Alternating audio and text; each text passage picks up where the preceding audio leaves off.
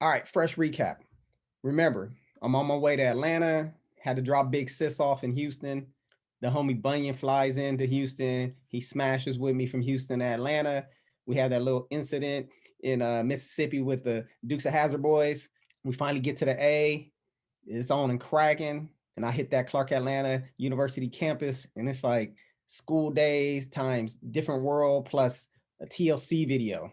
And then I kind of left off right around the time when I first met Chinyerai. All right, so there's two versions of how I met Chinyerai. There's Chinyerai's version, and then there's my version. I'll tell you Chinyerai's version first. I heard her telling her homegirl on the phone one day about how we met. And this is how she told her homegirl. Girl, Mitch was so scary. I mean, I was staring him down every day for like 2 weeks, and old scary boy wouldn't say anything to me. So finally, we were at a football game and I had to walk up to him and I gave him a little flyer to a party and told him, you should come to this party. And then he finally said something. Oh, scary ass. What? Come on now. This is back in my prime. This is back when I was slim, trim, and handsome. You feel me? That's part of the game. I had to let her think that she was making the first move. Come on now. That's textbook. Okay. I'm not going to lie. I was nervous. She's right. For like 2 weeks, we kept seeing each other every day. We were both business school students. And so we would keep, we'd give each other that 10 seconds of eye game every day. And I'm not gonna lie, homie. Like usually me, I'm smooth with it. But for some reason, homie, I was a little intimidated. We were at a football game. And me and the homie Artie, we were roommates at the time. I'm sitting down.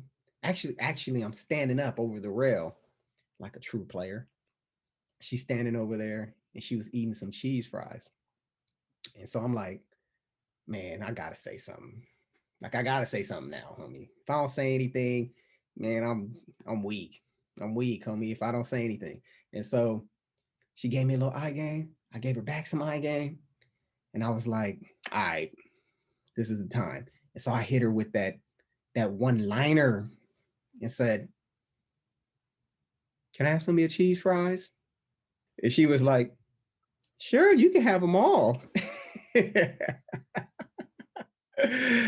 True story, homie. And so she came over there. I actually didn't even eat any of the cheese fries, but man, that was the only thing I could think of to make her come over to me. She came over to where I was at, and we were chopping it up the whole football games. I mean, I don't even think I watched a single play. And then from that day on, it was like, man, she was instantly like my best friend.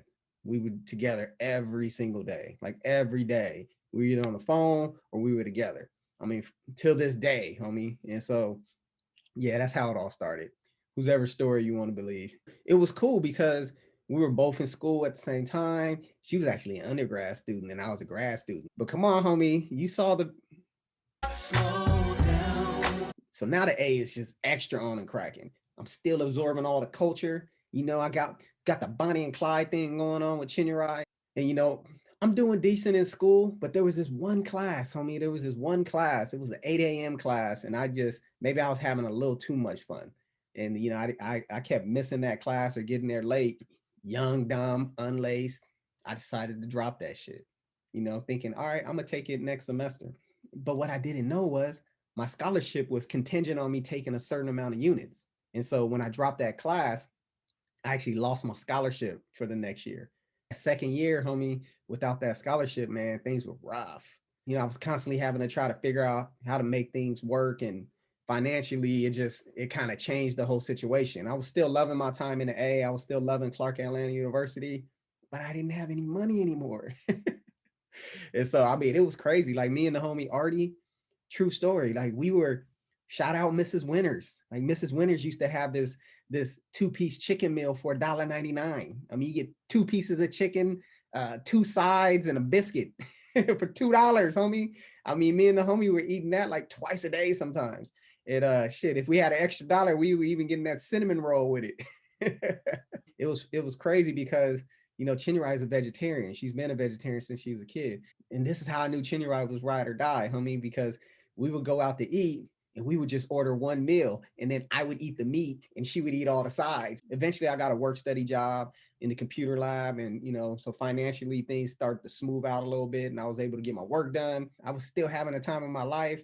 um, Hanging out with the new people that I met, hanging out with some of the homies I grew up in Southeast with. I mean, Southeast was like 20 deep in Atlanta when I was there. Yeah, man, it was like a completely different school experience. I went to San Diego State where, it's 35, 40,000 people, but I didn't know a whole lot of people there. But here at CAU, homie, at the time it might have been 8,000 students there, and our MBA program was small enough to where we were all cool. We were all close. I mean, we would study together and then go to lunch together. The first time I ever had oxtail was in Atlanta. The homies, we were studying, and the homies were like, Mitch, you ever been to Beautifuls? And I'm like, nah, I ain't never been to Beautifuls, but shit, I want to go. And I get there and you get to pick out whatever you want. And I saw some oxtail, and I had never had oxtail before, but that shit was looking good. Ever since that day, I've been fiending for oxtail. This is also around the time when I end up living with the homie Drew. And so yeah, Drew's dad was my Pop Warner coach, the best Pop Warner team of all time, Skyline Hoyas. You feel me? I had always known Drew ever since he was, probably 4 years old. And it was crazy because we ended up being roommates in Atlanta. Every now and then Drew find himself in these very toxic relationships, homie. So this was out around the time he was messing with a young lady. And so they kind of were getting into it over something. And, us being young, dumb, like very dumb, uh, Drew ends up putting the shit on speakerphone, and he's kind of just egging it on, and she's on there just heated. He'd say a little smart ass comment and she'd go off on him and shit. And then he'd look over, be laughing at me and shit. And I'd be looking back like we fucking Beavis and Butthead and shit, just like I said, young, dumb shit. And so, she get heated to the point where she finally had enough. And now it go from her yelling and just emotional to no emotions at all. And all of a sudden I just hear her say, "You're dead." And Drew looks at me like, and I look back at him like, nah, that shit wasn't funny. Like, she did not sound like she was playing, homie. She just hangs up the phone and shit. And we're just sitting there like, oh shit, like she sounds serious. And so I packed up a couple days worth of clothes, homie, and I yipped straight to Chinarai's house, homie. Uh, Left Drew there for a couple days by himself. I'm like, shit, ain't no sense in both of us dying. And Drew was heated at me. Homie, what? How you gonna leave me here by myself? Homie, how you gonna leave me here by myself? But hey, he all right, homie. So finally graduated from that program, but now I had a dilemma because Shinrai still had 1 year left of school. I had a job offer to move back out west, but I had to decide.